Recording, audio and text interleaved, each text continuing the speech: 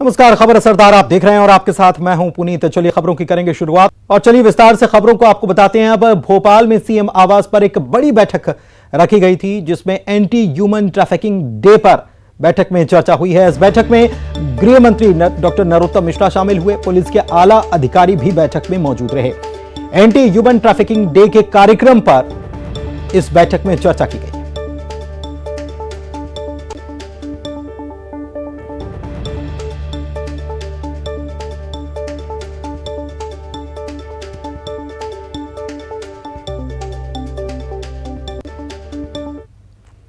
बड़ी खबर इस वक्त डिंडौरी से बता रहे हैं, जहां पर वाहन पलटने से हादसा हुआ। तेज रफ्तार वाहन था, अनियंत्रित होकर पलट गया और वाहन के खाई में पलटने से हादसा यह हुआ कि 18 लोग इसमें जख्मी हुए हैं, जिनमें 3 की हालत गंभीर बताई जा रही है। पुलिस को खबर मिली तो पुलिस मौके पर पहुंच चुकी है। जबलपुर और अमरकंटक के बीच में नेशनल हाईवे के पास यह हादसा होना बताया गया है।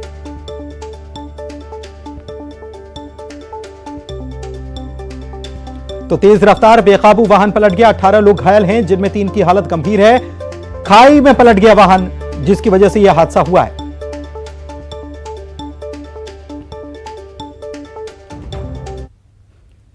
नेशनल हेराल्ड केस में कांग्रेस की अंतरिम अध्यक्ष सोनिया गांधी से मंगलवार को ईडी ने पूछताछ की। ईडी की इस कार्रवाई के खिलाफ कांग्रेस ने सड़क से संसद तक जमकर हंगामा किया। कांग्रेसी सांसदों ने सदन में इस मुद्दे पर सरकार को घेरा तो कांग्रेस नेताओं और कार्यकर्ताओं ने कार्रवाई के खिलाफ विरोध प्रदर्शन किया। कांग्रेस के कार्यकर्ताओं और महिला विंग ने पार्टी के राष्ट्रीय कार्यालय पर केंद्र सरकार के खिलाफ विरोध प्रदर्शन किया। तो राहुल गांधी के नेतृत्व में पार्टी के सांसदों ने संसद से विजय चौक तक मार्च निकाला।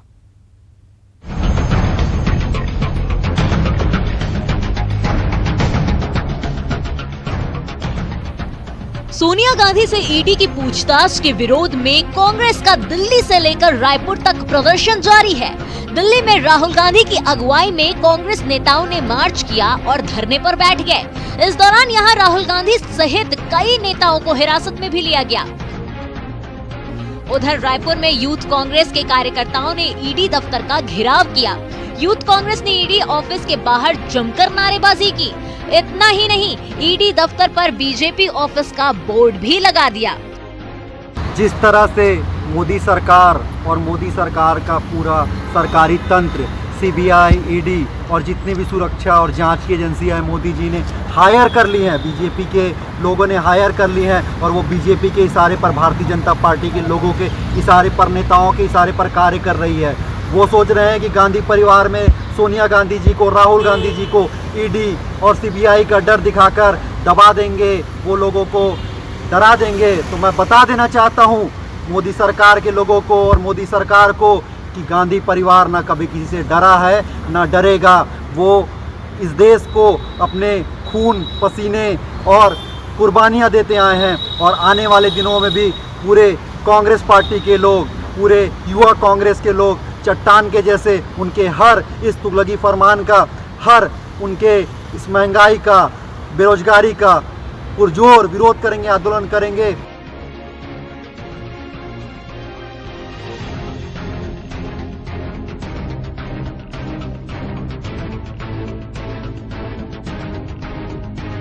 सोनिया गांधी से ईडी के सवालों के विरोध में कांग्रेस का सत्याग्रह रायपुर के गांधी मैदान में दिखा। यहां गांधी प्रतिमा के नीचे कांग्रेस नेताओं ने सत्याग्रह किया। सोनिया गांधी से ईडी की पूछताछ के विरोध में कांग्रेस देश भर में प्रदर्शन कर रही है। वहीं बीजेपी लगातार कांग्रेस पर हमलावर है। बीजेपी के राष्ट्रीय प्रवक्ता संबित पात्रा ने इसको लेकर रायपुर में प्रेस कॉन्फ्रेंस किया और कांग्रेस पर जमकर हमला बोला। संबित पात्रा ने कहा कि कांग्रेस गांधी जी की प्रतिमा के नीचे भ्रष्टाचार के समर्थन में सत्याग्रह कर रही है। और ये सत्याग्रह का ड्रामा, कल जो चिट्ठी कांग्रेस पार्टी ने लिखा है अपने तमाम अध्यक्षों को, अपने तमाम नेताओं को, कि आप सभी गांधी जी के स्टैचू के नीचे, महात्मा गांधी जी के प्रतिमा के नीचे खड़े होकर सत्याग्रह करें। This is height of hypocrisy. ये दोगलापन की पराकाष्ठा है। आप सोच के देखिए, महात्मा गांधी, उनके नाम को धूमिल करने के लिए उनके छवि के नीचे जिन लोगों ने भ्रष्टाचार को बढ़ावा दिया है वो तथाकथित सत्याग्रह करेंगे।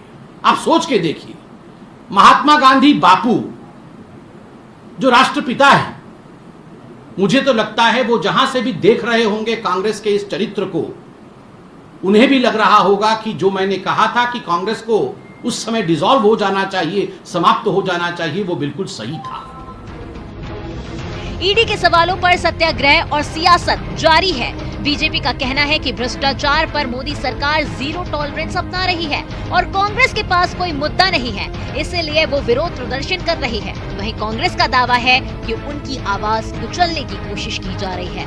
Bureau report, news 18। भोपाल से इस वक्त की बड़ी खबर आपको बता रहे हैं। सहकारिता नीति 2022 को लेकर बैठक हुई है। सीएम शिवराज सिंह चौहान ने अधिकारियों के साथ ये बैठक ली है और सहकारी बैंकों में अब एटीएम मिलेगा और एटीएम की सुविधा मिलेगी। नई नीति को लेकर जिला स्तर पर कोर ग्रुप का गठन किया जाएगा। सहकारी बैंकों का कामकाज भी अब ऑनलाइन होगा। राशन दुकानों को मल्टीपर्पज बनाने का भी फैसला लिया गया है।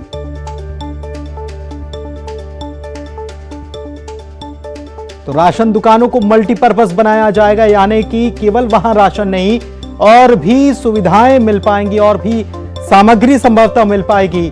और सहकारी बैंकों का कामकाज भी ऑनलाइन किए जाने की बात तय कर दी गई है।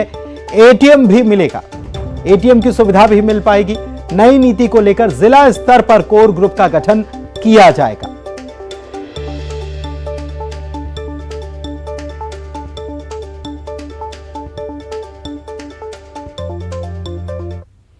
देश में मंकी पॉक्स के मामले सामने आने के बाद लोगों में डर का माहौल है। इस बीमारी की जांच और इलाज के लिए सरकार ने पूरी तैयारी कर रखी है। फिलहाल इसकी जांच सरकारी संस्थान में ही करवाई जा सकती है, लेकिन निजी संस्थान भी इसके लिए पूरी तरह से तैयार हैं। ऐसे ही दिल्ली के एक निजी संस्थान पहुंची न्यूज़ 18 की टीम। देखिए रिपोर्ट।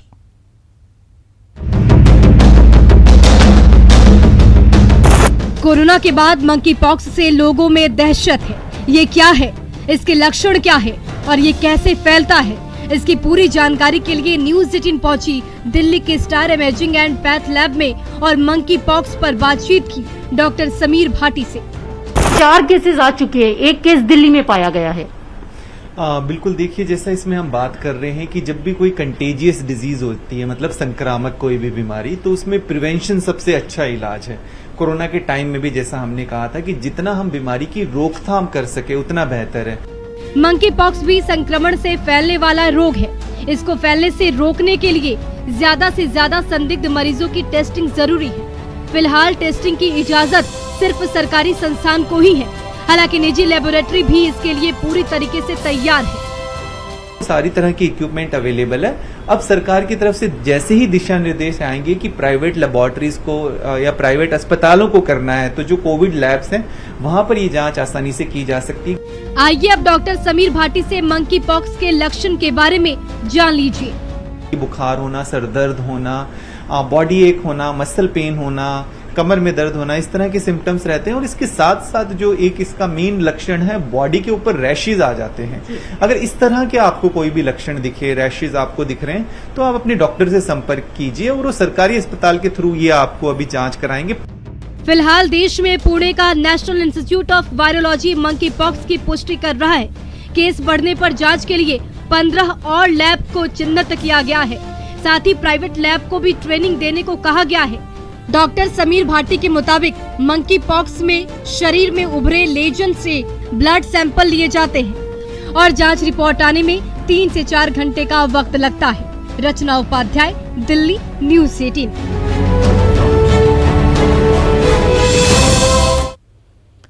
आजादी का अमृत महोत्सव और कारगिल दिवस के मौके पर भोपाल के IHM यानी कि इंस्टीट्यूट ऑफ होटल मैनेजमेंट में तिरंगे के रंगों पर आधारित व्यंजन तैयार किए गए।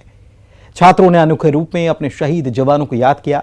कॉलेज में सांस्कृतिक कार्यक्रमों का भी आयोजन हुआ। हमारे संवाददाता ने कॉलेज के रेस्टोरेंट में जाकर वहां की तस्वीरों को अपने कैमरे में कैद किया। देखिए।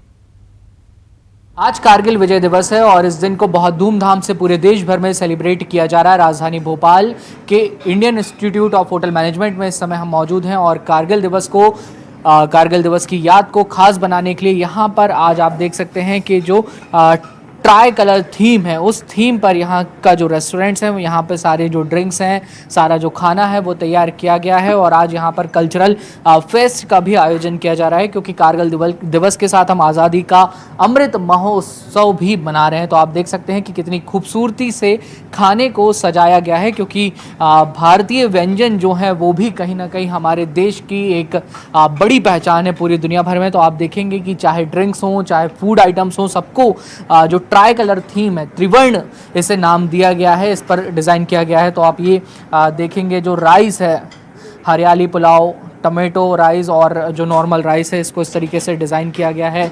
यहाँ पर जो अन्य दाल हैं, सब्जियाँ हैं, उन्हें भी ट्राई कलर थीम जो है उस थीम पर यहाँ पर बनाया गया है। और इंडियन होटल मैनेजमेंट के जो अधिकारी हैं वो हमारे साथ मौजूद हैं। सर, आज एक खूबसूरत और एक नई थीम पर आप लोग काम कर रहे हैं, क्या मैसेज इससे देना है?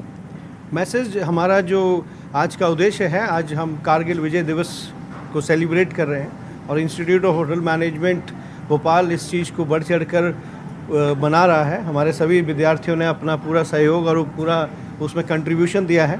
The entire restaurant is planned according to the tricolour त्रिवर्ण हमारी थीम है आज की फूड की। तो ये विशेष है आज का दिन जो हम लोग सेलिब्रेट कर रहे हैं इन द ओकेजन ऑफ विजय दिवस। तो कारगिल विजय दिवस को आज बहुत खास कई मायनों में मनाया जा रहा है। देश भर में अलग अलग तरीके से इस दिन का जश्न मनाया जाता है। बड़ी जीत भारत के आज के दिन हुई थी, और जब भी भारत में त्योहारों की बात होती है तो खान पान की बात ना हो, ऐसा हो नहीं सकता। इसलिए Indian institute of hotel management Bhopal ने ये खास तैयारियाँ की हैं। वीडियो जर्नलिस्ट मोहसिन के साथ न्यूज़ 18 के लिए भोपाल से वासु चौरे। दतिया में जिला पंचायत अध्यक्ष का चुनाव बिल्कुल नजदीक है, लेकिन कहीं कोई राजनीतिक सरगर्मी नहीं दिख रही। जिला पंचायत अध्यक्ष का चुनाव इस बार एक तरफा दिखाई दे रहा है। 10 में से 5 सदस्य बीजेपी समर्थित जीते हैं, तो वहीं बाकी के सदस्य भी अब बीजेपी के पाले में जा रहे हैं, जिसके बाद बीजेपी ने जिला पंचायत में अपना अध्यक्ष बनाने की तैयारी पूरी कर ली है। कांग्रेस हताश होकर चुनावी दौर से बाहर नजर आ रही है। मैं भी लगभग 2-3 दावेदार आ रहे हैं। एक आध संगड़ा क्षेत्र से है, एक आध भांडेर क्षेत्र से है, बाकी दतिया से भी हैं, धीरू दांगी हैं, जीतू कमरिया हैं, इस तरह के, और दुबे हैं, संजय दुबे वगैरह, इस तरह के लोग प्रयास कर रहे हैं, अप्रोच कर रहे हैं। डॉक्टर मिश्रा जी के पास भी सतत संपर्क बनाए हुए हैं और पार्टी संगठन में भी संपर्क कर रहे हैं। नहीं, वो ज़्यादातर सदस्य मैंने बताया, और सत्ता के भय के कारण जो कांग्रेस के जीते भी थे वो वहाँ पहुँच गए। जिला पंचायत में अकेले एक राम किंकर हैं जो नहीं पहुँचे। 10 में से बाकी 9 पहुँच गए। कपिल शर्मा कांग्रेस परिवार के हैं, कांग्रेस के लोगों ने उन्हें जिताया, लेकिन उनके यहाँ एक केस हो गया तो वो थोड़े से कमजोरी थी, सीधे पहुँच गए जीतने के बाद भारतीय जनता पार्टी के कैंप में। भोपाल में स्कूल शिक्षा विभाग में अनुकंपा नियुक्तियों को लेकर कई अभ्यर्थी प्रदर्शन कर रहे हैं। उनका कहना है कि 4-5 सालों से नियुक्ति का इंतजार वो कर रहे हैं, लेकिन अब तक केवल आश्वासन मिला है। आपको बता दें कि विभाग में अनुकंपा नियुक्ति के करीब 10,000 पद पेंडिंग पड़े हुए हैं।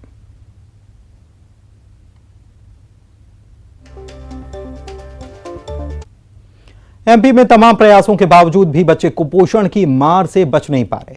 बच्चों को कुपोषण से बचाने के लिए जबलपुर में स्वास्थ्य विभाग दस्तक अभियान चला रहा है। इस अभियान में जो आंकड़े सामने आए हैं वो बेहद हैरान कर देने वाले हैं। स्वास्थ्य विभाग की टीम ने अब तक जितने भी बच्चों की जांच की, उनमें करीब 7.5% बच्चों में एनीमिया के लक्षण पाए गए। वहीं हर 10वां बच्चा किसी न किसी बीमारी से ग्रस्त मिला है। जिला टीकाकरण अधिकारी डॉक्टर एस दहिया बताते हैं कि मध्य प्रदेश में शिशु मृत्यु दर सबसे अधिक है।